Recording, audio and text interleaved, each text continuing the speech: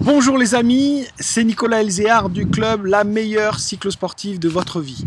Je rentre juste de Pologne où je coachais une équipe d'alpinistes et nous avons beaucoup travaillé pendant 10 jours sur le relâchement en falaise de manière à pouvoir grimper plus longtemps, consommer moins d'énergie quand on est en train de grimper.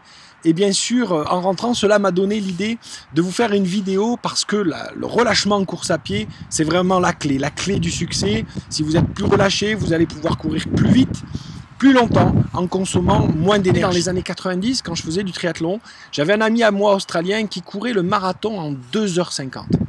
Pas mal, n'est-ce pas? Mais que direz-vous si vous pensiez que, si vous saviez que Nick Croft courait le marathon en 2h50 à la fin d'un triathlon, c'est-à-dire après avoir nagé 4 km, fait 180 km de vélo en course, d'accord, le plus vite possible, et donc avoir enchaîné un marathon en 2h50. Nick avait un relâchement tout à fait exceptionnel qu'il développait avec deux techniques dont je vais vous en révéler une aujourd'hui dans cette vidéo. D'accord, c'est un entraînement tout à fait spécifique et particulier que faisaient les Australiens dans ces années-là.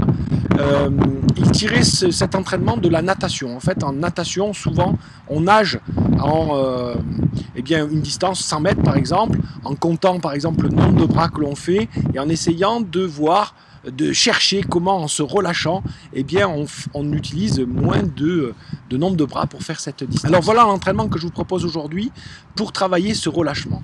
Prenez une distance à peu près de 5 à 10 minutes, d'accord? Donc 2 ou 3 km dans une côte moyenne ou alors 2 ou 3 km de plat, d'accord? Je vous conseille plutôt 5 minutes parce que ça vous permettra de vraiment être concentré pendant 5 minutes sur un point pour être relâché.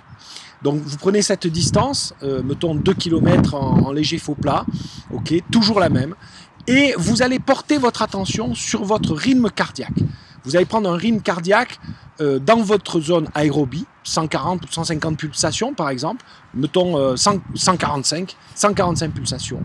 Vous réglez, vous savez, votre beeper à, allez, 3 pulsations en dessous, 3 pulsations en dessous, 142 et 148, et vous faites ce parcours de 2 km, évidemment le plus vite possible, mais surtout en respectant cette fréquence cardiaque de 145. Vous prenez le temps, mettons 9 minutes, et puis vous allez essayer d'améliorer ce temps en vous relâchant, simplement en vous relâchant, c'est-à-dire vous allez courir en essayant d'être plus relâché sur le haut du corps, sur les mains, sur les chevilles, les genoux, etc.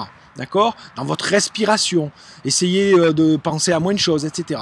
Donc testez ça plusieurs fois. Donc Nick faisait des modules de 3 semaines, d'accord? C'est assez classique. Si vous courez plus de 4 fois par semaine, vous pouvez faire 2 entraînements comme cela par semaine, d'accord? Vous échauffez un petit peu et puis vous faites votre parcours de référence en laissant le rythme cardiaque toujours à 145 et évidemment, si vous êtes plus relâché, en étant toujours à 145, vous allez voir votre temps s'améliorer, d'accord?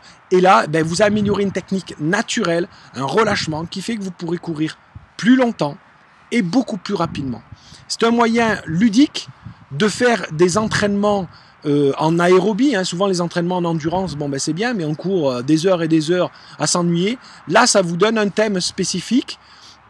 Si vous voulez, vous pouvez même le faire 2 fois dans une sortie un petit peu longue. Au bout d'un quart d'heure ou une demi-heure d'échauffement, vous faites cet entraînement spécifique, vous mesurez le temps et puis vous finissez ensuite votre entraînement encore un quart d'heure ou une demi-heure pour faire un bon entraînement d'1 heure. Ça fait vraiment des séances d'endurance beaucoup plus sympas.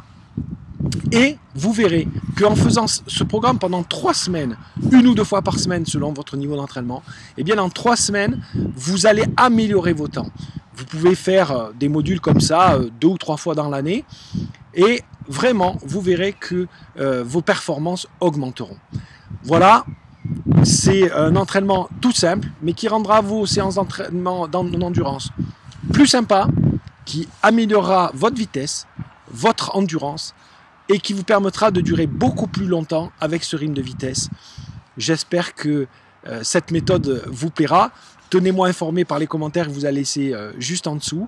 Moi, je vous remercie et puis je vous dis à très bientôt pour une prochaine vidéo.